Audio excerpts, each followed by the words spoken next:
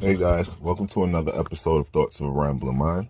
As you know, I only make videos when I find something intriguing, and of course, I'm intrigued. In this video, we're going to be talking about Errol Spence and trying to gauge exactly how strong is he.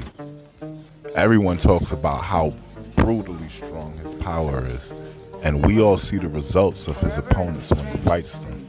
Many of his fighters can no longer continue their careers and go into retirement shortly after. So how strong is Errol Spence Jr.? Man, he hits hard. More than anyone else that has ever hit you at any weight class, like 60, 68, 75? Nah, yeah, more than anybody. What's the biggest weight you ever sparred? Heavyweight? Yeah, heavyweight. And he hits harder than a heavyweight? Yeah, definitely. That's wild. 100%. No, 100% is harder. Where's the power coming from? Just technique, or is it just God-given from his mom and dad DNA? Man, I don't know, but he got it. He got it. With you guys now about sparring that goes on. Rob told me some sparring stories. Told me that Errol jabbed him, hit the backside of his glove, and the next day the opposite side. No, what it was, he threw it overhand left. It was overhand left? Blocked the punch. The next day I rapped him, I said, what's that on your hand? He said, that's where I blocked the punch from Errol. So think about this. They went through Errol's glove, Errol's mitt. And these 16-ounce gloves, and then went through Rob's gloves and Rob's hand wraps. There was a bruise on the back of his hand. That's for real. He went, boom, Rob blocked the punch. And so, boom, that's how he punched, yeah. Did you ever get a black and blue mark from Spence? Man, sometimes I hit me in my arm, my elbow may be messed up or something, but you don't know. The stronger fighter is Errol Spence. Errol Spence is a strong fighter, man. Is the tough thing the power or is it the volume? Yeah. You know what took me by surprise was from the jab, it's boom. Every punch was just, it wasn't the hardest I've ever been hit. No. But every punch was at least 80% and it connected. He was very good at just boom, landing that jab and breaking me down and hitting the body. And I was surprised how consistent he was in the power punching. Yeah, that's a big thing about Errol Spence. He is consistent with everything he lands. Hurts over the rounds. That does the job. Every time I got hit with that jab, I was like, damn, man. This jab it's not just a jab. It's a jab. It's like you get nervous when you get hit with a jab. Like I didn't expect that from a jab. I didn't, because to be honest, my whole career, I've been hit harder with a single punch, like right hand or whatever. But yeah, no, he was broke me down. The man hit hard. He hit hard as I've ever been hit in my life. The man trained aggressively. I can't look at him slap because I'm gonna be wiped out. Danny, you fought Porter, Thurman, and now Spence. What separates Spence from the other two guys?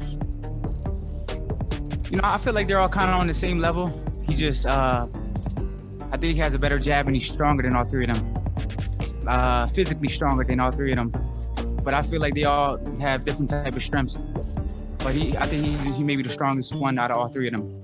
Who's the biggest puncher out of Spence and Crawford?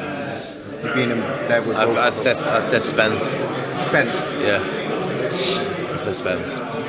Spence was very strong. That was what I took from it, because he had sparred with Floyd in camp as well, and then after that he got ready for his own fight. So the guys, I was just about to sign with Floyd, so the guy said to spar with Spence, and then we sparred, and basically I was just on the defense because he was very strong, he was young, and he didn't try to hurt me, but I could feel his power.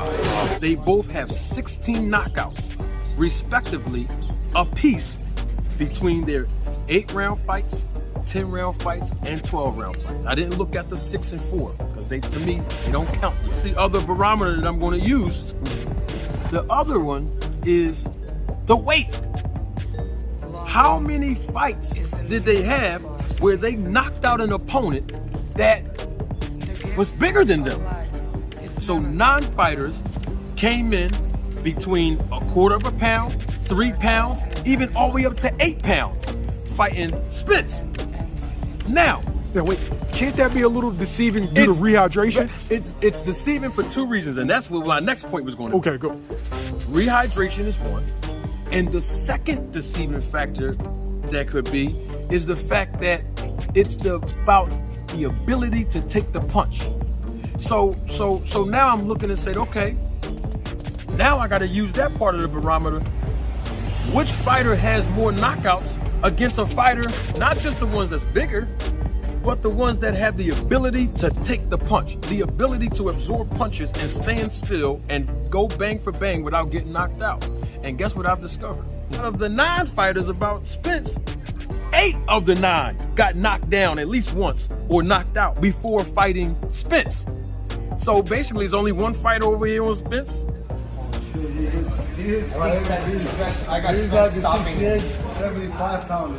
That's what everybody tell me. Very smart. I would say Errol's got more power. Show you that he was stronger than you. Errol's a little bit more natural. Like his power's a little bit more natural, where he doesn't have to force it. Right. But he's just got natural power in both hands, really. So yeah. The hardest punch, I think Keith Thurman hit me at one point in our fight, and it was definitely the hardest punch that I took. Who hits harder, him or Thurman? Because everybody's talking about Thurman and Spence. So Thurman hits harder? I fought Thurman with 10-ounce gloves on. There you go. Or 8-ounce gloves on. I sparred Errol Spence with 6-ounce, and we did 2 rounds. So. 6 ounce or 16? 16. Okay. 2 rounds. Okay. Back then, Thurman was a harder puncher than Errol? Wow. Did he make you see stars? Yeah. Eesh, man. Yeah. Heavy hitter was Keith. Yeah. He's the strongest fighter I ever fought, physically. In the clinch, you mean?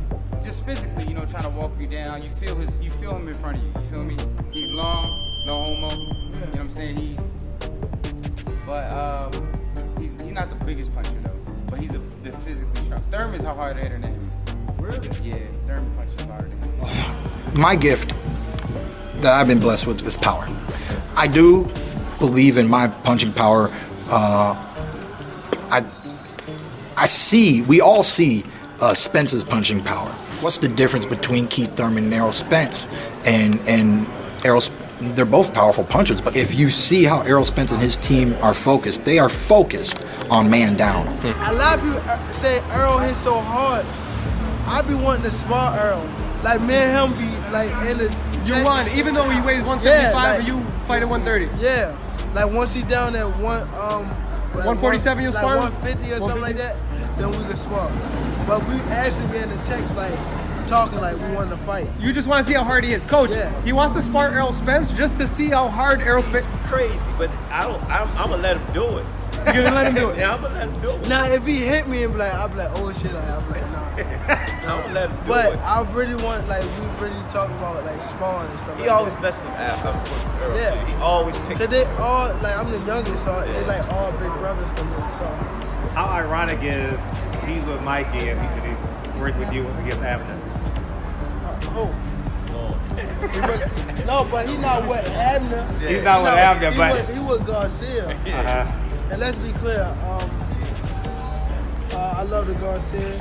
Yeah, that's why. So when we're not disrespecting no Mexicans when we say. I watch Bomba Clad no more. I put my trust in him, now we're not losing. Anyway, these are my thoughts of a rambling mind. Like, share, subscribe. Please drop a comment down in the comment section. I read and respond to all comments. And I'm out.